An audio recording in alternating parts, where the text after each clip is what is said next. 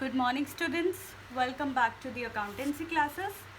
So yesterday we have covered our chapter number 4th revision part 1, in which we have covered the topic process of accounting, and today we will do our next topic and the last topic of this chapter, that is the basis of accounting. So let's start. Basis of accounting means कि कौन सा method use करना है हमें accounting करने का, कौन से वे से हमें बुक्स को बनाना है कि जिनके बेसिस पे हम अपनी बुक्स से करेक्ट प्रॉफिट, करेक्ट लॉस और करेक्ट फाइनेंशियल पोजीशन के बारे में जान सकें। तो हमारे पास हमारे टॉपिक में, हमारे अकाउंटेंसी में 2 बेसिस होते हैं जिनके बेसिस पे हम अपनी अकाउंटिंग को करते हैं। जो हमारा पहला बेसिस होता है that is known as cash basis of accounting, और जो हमारा सेकंड बेसिस होता है वो होता है एक्रूअल बेसिस ऑफ अकाउंटिंग। तो हमने ये वाला कंसेप्ट कैश एक्रूअल बेसिस एक बार हमने कंसेप्ट में तो ऑलरेडी कवर कर रखा है, जिसके अकॉर्डिंग हम क्या कहते हैं, कैश बेसिस में हम एंट्री को तभी रिकॉर्ड करेंगे जब कैश से एक्चुअल डीलिंग होगी। फॉर एग्ज़ाम्पल, अगर हमने किसी से कैश लेना है तो जब कैश हमें रिसीव हो जाएगा तभी बुक्स में वो एंट्री रिकॉर्ड की जाएगी। इन द सेम वे अगर हमने किसी को कैश पे करना है, whenever हम कैश पे कर देंगे ओनली देन एंट्री जो है बुक में रिकॉर्ड की जाएगी। But in accrual basis of accounting हम अपने बिजनेस में हर एक ट्रांजैक्शन को रिकॉर्ड कर लेते हैं जब वो ट्रांजैक्शन हो जाती है, आइदर उससे बिहाफ से हमें कैश रिसीव हुआ है या नहीं। अगर हमें कैश पे करना है लेकिन एंट्री पास हो चुकी है क्योंकि वो सिचुएशन अटैम्प्ट हो चुका है लेकिन हमने अभी कैश पे नहीं किया, यानी कि कैश पे हुआ या नहीं हुआ, यानी कि अभी हमने कैश पे करना है या फिर अभी हमने कैश किसी से रिसीव करना है, अभी पेंडिंग है, लेकिन हम उस एंट्री को बुक्स में रिकॉर्ड कर लेंगे।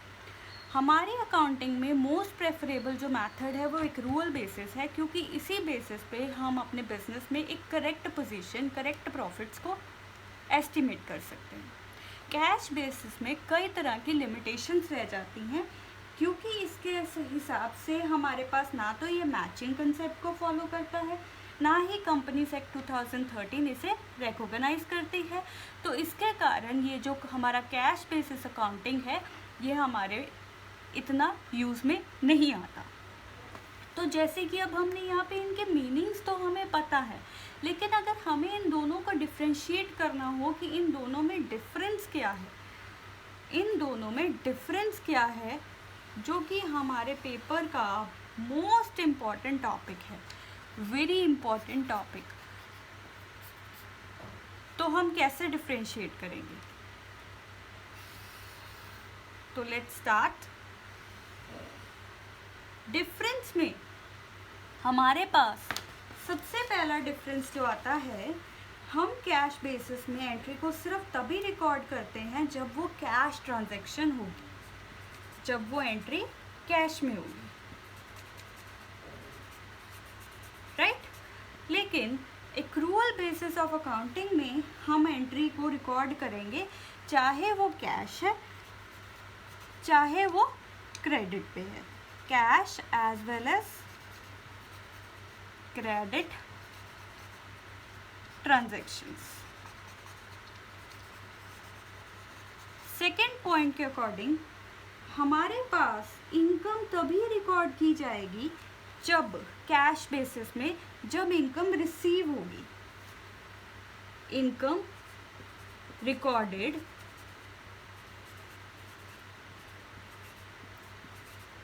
Only when received. जब हमें रिसीव होगी हम एंट्री कर देंगे, लेकिन एक्रूअल बेसिस में इनकम जो है वो तभी रिकॉर्ड कर दी जाती है जब उसकी एंट्री पास हो गई, जब वो सिचुएशन हैपन होगी, आइदर कैश रिसीव्ड और नॉट, कैश रिसीव्ड और not, but the entry will be passed. In the same way expenses जो हैं वो भी कैश बेसिस में तभी रिकॉर्ड कर लिए जाते हैं जब हम उनके रिलेटेड, जब हम उन्हें पे कर देंगे, ओनली व्हेन पेड।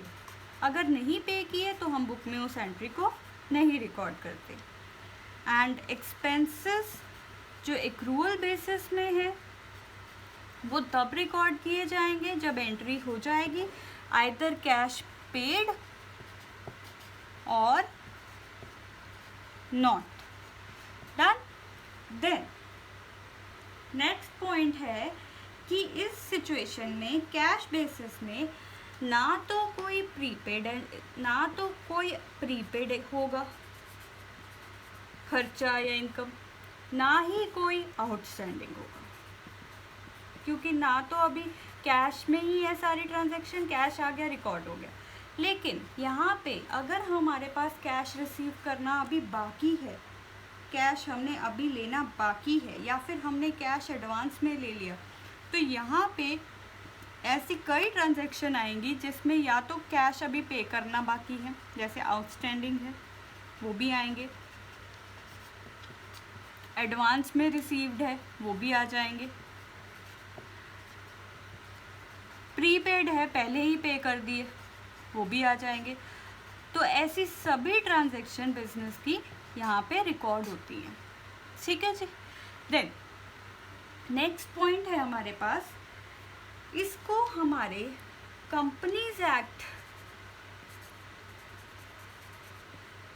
2013 जो है वो रिकॉग्नाइज नहीं करता, लेकिन जो हमारा एक्रूअल बेसिस है ये प्रॉपरली एक्सेप्टेड है under companies act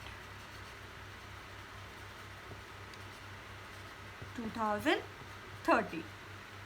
next difference, यहाँ पे दिस बेसिस, यहाँ पे ये जो बेसिस है हमें करेक्ट पोजीशन और correct profit and loss business के बारे में नहीं बता पाता। लेकिन जब एक्रूअल बेसिस होता है तो वो हमें हेल्प करता है to estimate correct position and correct profit and loss of the business, मतलब ये हमें ट्रू पोजीशन बताता है। देन यहाँ पे ये जो मेथड है कैश बेसिस, ये सुटेबल है फॉर प्रोफेशनल्स, जैसे कि डॉक्टर्स हैं, उनका काम बहुत सिंपल है, कैश आता है, कैश में ही डीलिंग होती है, तो वो लोग इसे एक्सेप्ट करते हैं, ये बहुत सिंपल मेथड है। लेकिन जो एक्रूअल बेसिस है ये मेथड सुटेबल है फॉर बिजनेस एंटरप्राइज, वो एंटरप्राइजेस जो प्रॉफिट के मोटिव से सेटअप होते हैं। तो हमारे इस चैप्टर में एक तो प्रोसेस ऑफ अकाउंटिंग है और सेकंड टॉपिक जो है वो है related to the basis of accounting. Basis of accounting में एक तो हमारे पास कैश बेसिस है जिसमें हम सिर्फ तभी एंट्री रिकॉर्ड करेंगे जब कैश आइदर रिसीव होगा या कैश पे होगा, कोई यहाँ पे आउटस्टैंडिंग नहीं, कोई प्रीपेड नहीं, और ये जो है नॉर्मल प्रोफेशनल्स जो लोग होते हैं वो एक्सेप्ट करते हैं। एक्रूअल बेसिस वो बेसिस है जहाँ पे एंट्री तभी रिकॉर्ड कर ली जाती है जब वो हो जाती है, जब वो हैपन हो जाती है, आइदर वहाँ पे कैश रिसीव हुआ है या नहीं, पे किया है या नहीं, लेकिन हम रिकॉर्ड कर लेते हैं, जिसके कारण कई बार कैश ज़्यादा भी आ जाता है और कई बार हमें पे भी करना है, अभी पेंडिंग भी होता है। तो ये हमारे कंपनी लॉ के अकॉर्डिंग वेरी एक्सेप्टेबल है और इसे हर वो बिज़नेस एंटरप्राइज जो प्रॉफिट के अकॉर्डिंग प्रॉफिट के लिए आया है, बिज़नेस सेटअप किया है, हर वो बिजनेस एंटरप्राइज एक्रूअल बेसिस पे काम करता है, जिससे हमें हमारे बिजनेस की करेक्ट पोजीशन और करेक्ट फाइनेंशियल प्रॉफिट और लॉसेस का पता चलता है। So this is all about our chapter number 4। ये बहुत छोटा चैप्टर है आपका, तो आपको इसे रिवाइज करना है। And tomorrow we will start the revision of your chapter number 5। So see you tomorrow. Thank you.